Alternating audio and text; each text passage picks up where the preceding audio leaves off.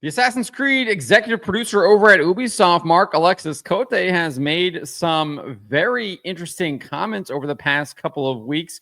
And most recently, he has claimed that the company has really no clue what it is doing at all. In fact, he says it does not know where players are, how to find them, or even know what games they are playing. Pretty damning from the head of one of your biggest IPs. Shows that this company really is out of its sorts. Roll this up over at phantompulse.com. You find the link in the description below. This is where you will find all of my journalistic endeavors moving forward. I encourage you to become a subscriber over there and become a paid subscriber to help support me in what I'm doing and bringing these articles to you. So this is what he said during the Q&A portion of an interview at the XDS24 conference. He was asked how external development will affect Ubisoft in the next 3 to 5 years, and he said this. Let's just take a listen. So we still need to innovate. We need to control our costs because they have ballooned clearly over the last 5 years. That is an understatement. From what we understand about Skull and Bones, there are estimates that game cost them $850 million. Absolutely insane numbers there. And as we'll get to here in a little bit, there seems to be absolute zero return on that game. And I think we're going to see something similar potentially with Assassin's Creed Shadows and with Star Wars Outlaws. We already know that sales are softer than expected for Star Wars Outlaws, and it underperformed their expectations. And we might be seeing something similar with X Defiant 2. As that game's player counts are going down. But we'll get to all that in a little bit here. But clearly, this company's costs are well exceeding what it is bringing back, especially in the year of our Lord, 2024. We need to find where players are, which has been a question that I've been having for the last 2 years. Where are players? What are they playing? Where do we reach them? So all this, I think, will become clearer in the coming years as our industry transforms. So that is absolutely damning. He said, I've been having for the last 2 years the question of we need to find where players are. Where are players? He's been asking this question for 2 years. What are they playing? He's been asking that for 2 years. Where do we reach them? He's been asking this for 2 years, and they seemingly do not have an answer to this. I think they finally figured it out that people are on Steam.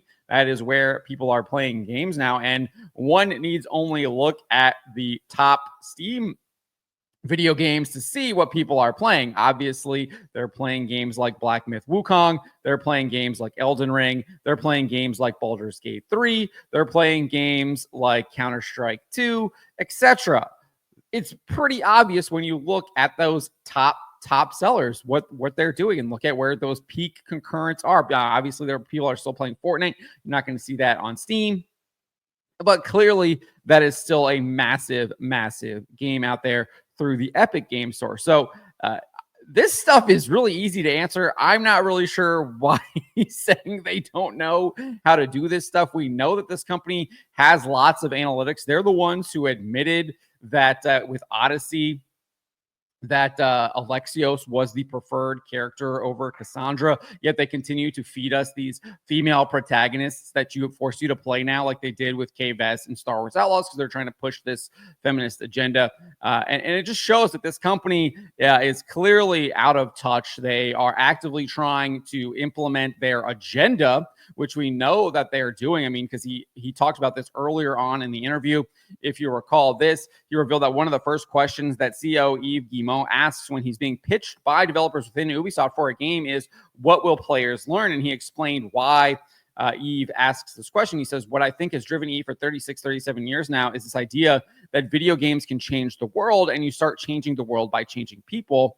And if you give them something to think about, even while they're having fun, right? If they can learn something, then you can change one person, you can change the world. So I think this company has clearly been captured by woke ideology, and they are pushing that instead of trying to make something entertaining, instead of trying to create something that allows players to escape, instead of trying to provide them with consolation. instead of even trying to hint at the gleam of Evangelion, which J.R.R. Tolkien says is the peak of fairy story. Obviously, Tolkien applying that to literature, but I think a lot of what he talks about in his essay on fairy stories can be applied to other mediums as well, and specifically video games. So they aren't even trying to achieve any of that stuff. Instead, they're trying to literally change the world. We know they're trying to change the world to create it in a image of wokeness, because it's all over their website. They've talked about this before. This guy, Marc-Alexis Cote, has talked about it before ad nauseum.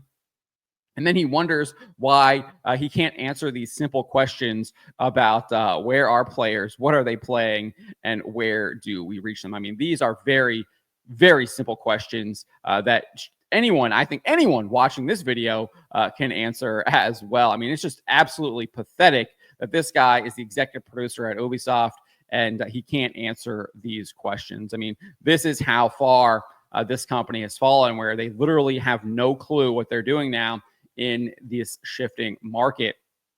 But it's reflective of what we see with Ubisoft, right? I kind of mentioned this a little bit earlier, but here's Skull and Bones. This game came out earlier this year, and you can see on Steam, it only hit a peak concurrent player count of just 2,615. In the last 24 hours, just 175 players. Complete and utter disaster. No one is playing this, and they're clearly not playing it on Steam. We can go down the list here. We've got Prince of Persia, The Last Crown, that came to Switch, PlayStation, and Xbox in January. Did not arrive to Steam until August, and when it did, it peaked at just 1,446 players, and it's been rumored that the team that developed the game was completely disbanded, with the host of the French language Origami YouTube channel sharing this. In recent days at Ubisoft Montpellier, we are transporting boxes from one floor to another, and it is quite a symbol because it is that of dissolution. Not announced to the public, but completed of the team, Prince of Persia, The Lost Crown. So saying that that team that developed that game has been completely shut down after its failure in less than a year. The company also released a free-to-play looter shooter with X Defiant in May. The game's executive producer, Mark Rubin, revealed in October that the game's player counts are down amid rumors that Ubisoft might shut the game down at the end of Season 4. Due to low player counts and poor monetization. This is what he wrote on X. He says, to be crystal clear, there are no plans to shut down after Season 4. I've literally been in meetings as of last week to discuss our Year 2 plans, but right now we are super focused on improving the technical experience, which includes netcode, and adding more content for Season 3 and 4.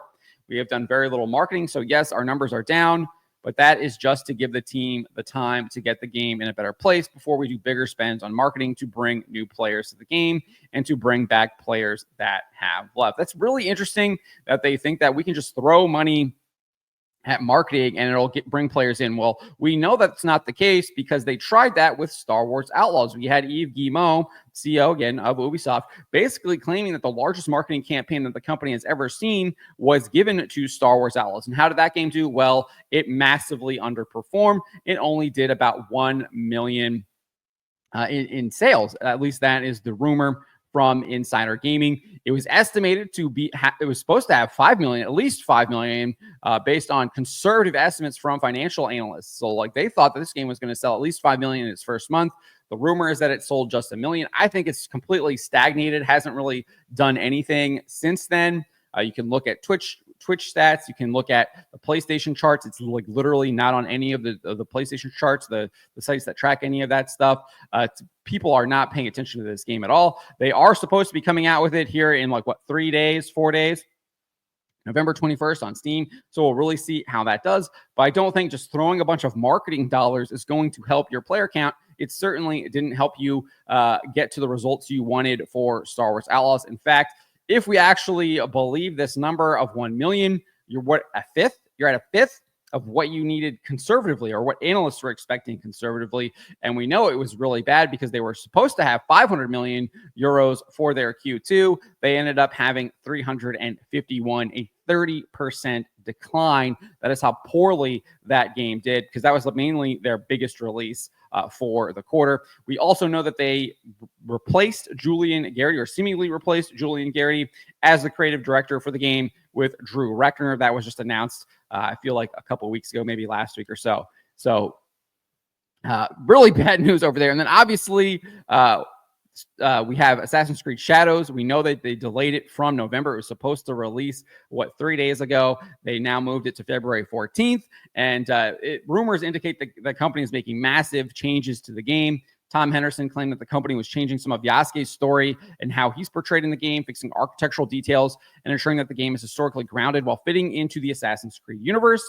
He added that the game is currently not at the stage it needs to be for release, and I'm told that there have been some tweaks to some gameplay mechanics and elements that are going to take time to incorporate. We also know that they will be releasing this on Steam day and date. So clearly it sounds like they figured out where players are, right? So they figured out that question at least, or at least they're taking a big guess that people are over on Steam playing the game. I think Steam has hit its biggest player counts ever this year, like multiple times. So clearly that is where people are going. They're playing on PC and they're doing it primarily through Steam. Obviously, there's other options with GOG and Epic and etc. as well. But I think it's very obvious that people are shifting away from console to PC. You just look at those kind of PlayStation 5 sales, nowhere near the PlayStation 4, and then Xbox is pretty much DOA, and then Switch I think is still pretty solid, but still I don't think it's anywhere near the PC player base. But I do feel like if you are playing a console, you're probably playing a Switch, right? So we also had another rumor here from Endymion regarding Shadows 2. He says that one of the things for sure getting removed from Shadows, according to my sources, is indeed the rap hip hop theme. Music for Yasuke. Apparently, Ubisoft brought out a questionnaire and they were unanimously told that the rap music was tonally wrong and completely unneeded. I mean, these people literally needed a questionnaire. This is how completely out of touch these people are. They have no clue what's going on. They're all about the agenda. They have zero awareness, zero self-awareness of what they're doing. They needed a questionnaire to tell them that having rap hip-hop music for Yasuke, who is literally supposed to be a character in feudal Japan, was wrong. I mean, what were they thinking? They weren't. They were only thinking about how can we change the world by changing our players and indoctrinating with our woke agenda. That's what they're thinking. That's what these people do. I mean, it's just so patently obvious, and it's just so sad that they're doing this. Anyways, Endymion goes on and says, and that it was actually offensive that Ubisoft believed Yasuke needed a hip-hop battle theme in a game that was set well before such music existed, and it was only implemented because Yasuke was black. So that's going to be gone for sure. He then added they are also going to be removing dialogue from the game that, according to my source, told me that it would actually enrage players if they heard it. I wasn't given concrete examples of what kind of dialogue, but the source assumed it may have been Yasuke saying some sort of socio-political pandering nonsense about how he was sold by white men or something, and that he hates white men and white supremacy must be abolished and such. They're also removing this because, of course, if that were in the game, it would absolutely be highlighted and used to detract even more people from supporting the game in the future. I totally believe that this is something that they had in the game, given everything else they've done, all the statements that they've made about this game, the fact that they chose Yasuke as the protagonist instead of a male Japanese character, which is what they should have done, which is how they had always made their Assassin's Creed games. They pick a protagonist from the country of origin and tell that story. That is what players expected. They know this. I don't believe that they don't know this because they have all this other data that they've collected from their actual players. So I think they know a lot of these questions or a lot of these answers to these questions. They just didn't like those answers, and they were trying to force behaviors, as Larry Fink likes to say. And no, their players were not interested in having their behavior forced upon them. And they said absolutely no. And now they are going to pay the price for their agenda. They're going to pay the price for trying to shove that agenda down people's throats instead of creating entertaining, fun, escapist games, which is what they used to do. But let me know what you guys make of what Marc-Alexis Cote had to say here regarding the fact that he seemingly does not know where the players are, what are they playing, and where do they reach them. Let me know in the comments below. Remember to always be charitable, especially to each other, and to always, always speak the truth.